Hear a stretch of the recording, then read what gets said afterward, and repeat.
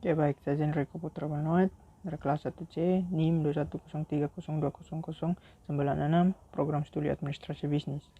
Hari ini saya akan mereview ulang materi sosiologi dari materi pertama hingga tengah semester.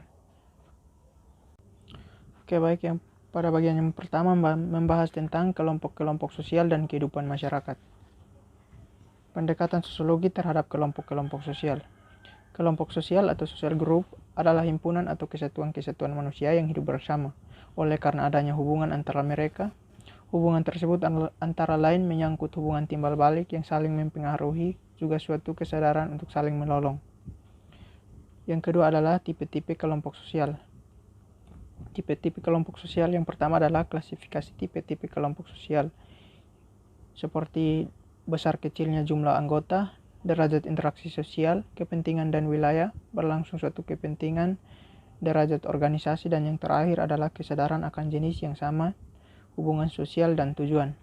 Bagian yang kedua adalah kelompok sosial dipandang dari sudut individu. Jika kelompok sosial dipandang dari sudut individu, kelompok sosial termasuk biaya atas dasar kekerabatan, usia, dan kadang-kadang atas dasar perbedaan pekerjaan atau kedudukan. Yang ketiga adalah in-group dan out-group. In-group adalah kelompok sosial di mana individu mengidentifikasikan dirinya. Out-group adalah kelompok sosial yang oleh individu diartikan sebagai lawan in-groupnya. Yang keempat adalah kelompok primer dan kelompok sekunder. Kelompok primer atau primer group atau face-to-face group merupakan kelompok sosial yang paling sederhana, di mana anggota-anggotanya saling mengenal, di mana ada kerjasama yang erat. Dan yang kelima adalah paguyuban dan patebayan.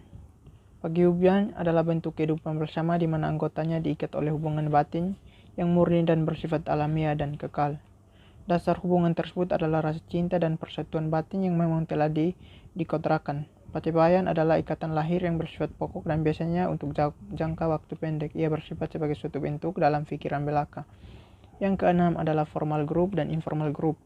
Formal group adalah kelompok yang mempunyai peraturan tegas dan sengaja diciptakan oleh anggota-anggotanya untuk mengatur hubungan antara sesamanya.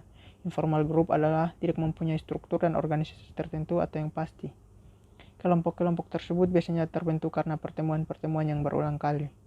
Yang ketujuh adalah membership group dan reference group. Membership group merupakan suatu kelompok di mana setiap orang secara fisik menjadi anggota kelompok tertentu, sedangkan referensi group ialah kelompok sosial yang menjadi acuan bagi seseorang untuk membentuk pribadi dan perilakunya. Dan yang terakhir atau yang ke-8 adalah kelompok okupasional dan volunteer. Kelompok okupasional merupakan kelompok yang terdiri dari orang-orang yang melakukan pekerjaan sejenis. Kelompok volunteer mencakup orang-orang yang mempunyai kepentingan yang sama namun tidak mendapatkan perhatian dari masyarakat yang semakin luas daya jangkaunya. Kelompok-kelompok sosial yang tidak teratur. Yang pertama adalah kerumunan. Kerumunan atau crowd adalah individu-individu yang berkumpul secara kebetulan di suatu tempat dan juga pada waktu yang bersama. Bentuk-bentuk kerumunan seperti khalayak penonton, kelompok ekspresif, kerumunan yang bersifat sementara. Yang kedua adalah publik. Publik merupakan kelompok yang tidak merupakan kesatuan. Setiap aksi publik diprakarsai oleh keinginan individual yang masih mempunyai kesadaran akan kedudukan sosial yang sesungguhnya. Masyarakat pedesaan, rural community, dan masyarakat perkotaan, urban community. Bagian pertamanya adalah masyarakat setempat, community. Istilah masyarakat setempat community menunjukkan pada bagian yang bertempat tinggal di suatu wilayah dengan batas-batas tertentu, di mana faktor utama yang menjadi dasarnya adalah interaksi yang lebih besar di atas anggotanya, dibandingkan dengan interaksi penduduk di luar batas wilayahnya. Yang kedua adalah tipe-tipe masyarakat. Tipe-tipe dapat diklasifikasikan seperti pada 4 kriteria berikut, seperti jumlah penduduk, luas kekayaan dan kepadatan penduduk daerah pedalaman. Yang ketiga, fungsi-fungsi khusus dari masyarakat setempat terhadap seluruh masyarakat. Dan yang keempat adalah organisasi masyarakat setempat yang bersangkutan. Yang ketiga adalah masyarakat pedesaan dan masyarakat perkotaan. Masyarakat modern sering dibedakan antara masyarakat pedesaan dengan masyarakat perkotaan. Perbedaan mana bersifat gradual. Warga suatu masyarakat pedesaan mempunyai hubungan yang lebih erat dan lebih mendalam ketimbang hubungan mereka dengan warga masyarakat pedesaan lainnya. Masyarakat perkotaan merupakan masyarakat kota yang tidak tentu jumlah penduduknya. Kelompok-kelompok kecil atau small group. Small group adalah suatu kelompok yang secara teoritis terdiri paling sedikit dua orang, di mana orang-orang saling berhubungan untuk memenuhi tujuan-tujuan tertentu. Dinamika kelompok sosial. Sebab-sebab perubahan struktur kelompok sosial antara lain adalah perubahan situasi, pergantian anggota-anggota kelompok, dan perubahan-perubahan yang terjadi dalam situasi sosial. Bagian yang kedua adalah kebudayaan dan masyarakat. 1. Kebudayaan. Istilah kebudayaan berasal dari kata Sanskerta budhaya yang merupakan bentuk jamak dari kata budi yang berarti budi atau akal. Sedangkan kultur berasal dari bahasa Latin colere yang berarti mengolah atau mengerjakan. Kebudayaan adalah semua hasil dari karya, rasa, dan cita-cita masyarakat. Kebudayaan berguna bagi manusia, yaitu untuk melindungi diri terhadap alam, mengatur hubungan antara manusia, dan sebagai wadah dari segenap perasaan manusia. Bagian yang keduanya adalah unsur-unsur kebudayaan. Melville J. Herkovitz mengajukan 4 unsur pokok kebudayaan, yaitu yang pertama sebagai alat-alat teknologi, yang kedua sistem sebagai sistem ekonomi, dan yang ketiga keluarga, yang terakhir adalah sebagai kekuasaan politik. Bagian yang ketiga adalah sifat-sifat dan hakikat kebudayaan. Kebudayaan mempunyai sifat dan hakikat yang berlaku umum bagi semua kebudayaan di manapun juga. Sifat hakikat kebudayaan tadi adalah sebagai berikut. Yang pertama adalah kebudayaan terwujud dan tersalurkan lewat perilaku manusia. Yang kedua adalah kebudayaan telah ada terlebih dahulu mendahului lainnya. Yang ketiga adalah kebudayaan diperlukan oleh manusia dan diwujudkan dalam tingkah lakunya. Yang keempat adalah kebudayaan mencakup aturan-aturan yang berisikan kewajiban. Bagian yang keempat, gerakan kebudayaan. Akulturasi merupakan proses di mana suatu kelompok manusia dengan suatu kebudayaan tertentu dihadapkan pada unsur-unsur suatu kebudayaan asing yang berbeda sedemikian rupa, sehingga unsur-unsur kebudayaan asing itu dengan lambat laun diterima dan diolah ke dalam kebudayaan sendiri, tanpa menyebabkan hilangnya kepribadian kebudayaan itu sendiri. Akulturasi merupakan salah satu contoh gerak kebudayaan. Bagian yang ketiga adalah lembaga kemasyarakatan. Lembaga kemasyarakatan adalah himpunan norma-norma dari segala tindakan yang berkisar pada suatu kebutuhan pokok di dalam kehidupan bermasyarakatan. Proses pertumbuhan lembaga kemasyarakatan. Yang pertama adalah norma-norma masyarakat. Norma-norma yang ada dalam masyarakat terbentuk secara tidak sengaja, namun lama-kelamaan norma tersebut dibuat secara sadar. Norma yang ada dalam masyarakat mempunyai kekuatan yang mengikat yang berbeda-beda. Yang kedua adalah sistem pengadilan sosial, social control. Sistem pengadilan yang merupakan segala sistem maupun proses yang dijalankan oleh masyarakat selalu disesuaikan dengan nilai-nilai dan kaidah-kaidah yang berlaku dalam masyarakat. Pengadilan sosial dapat bersifat prospektif dan represif.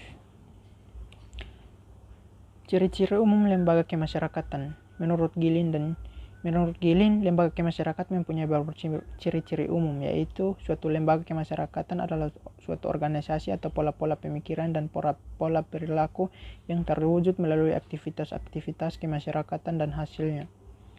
Yang kedua adalah suatu tingkat kekekalan tertentu. Yang ketiga, lembaga kemasyarakatan mempunyai suatu atau beberapa tujuan tertentu. Yang keempat, lembaga kemasyarakatan alat-alat perlengkapan yang dipergunakan. Tipe-tipe lembaga kemasyarakatan. Dari sudut pandang perkembangannya ada 2 tipe, yaitu creative institution dan merupakan lembaga-lembaga yang secara tak disengaja tumbuh dari adat istiadat. Yang kedua adalah enacted institution yang merupakan lembaga yang sengaja dibentuk untuk memenuhi tujuan tertentu. Cara-cara mempelajari lembaga kemasyarakatan. Cara-cara pendekatan atau mempelajari lembaga kemasyarakatan dapat dirinci ke dalam analisis secara historis, bertujuan meneliti secara timbul dan perkembangan suatu lembaga kemasyarakatan tertentu. Yang kedua adalah analisis kooperatif, bertujuan menelaah suatu lembaga kemasyarakatan tertentu dalam berbagai masyarakat berlainan ataupun berbagai lapisan sosial masyarakat tertentu. Yang terakhir adalah analisis fungsional, yang bertujuan untuk menyelidiki dan dengan jalan menganalisis hubungan antara lembaga-lembaga tersebut di dalam suatu masyarakat tertentu. Yang terakhir adalah conformity dan deviation. Masalah yang erat hubungannya dengan pengendalian sosial adalah conformity dan deviation. Conformity yaitu penyesuaian diri pada norma-norma dan nilai-nilai dalam suatu masyarakat, sedangkan deviation yaitu penyimpangan terhadap norma-norma dan nilai-nilai tersebut. Conformity biasanya sangat kuat dalam masyarakat yang masih tradisional. Bagian yang terakhir adalah lapisan masyarakat.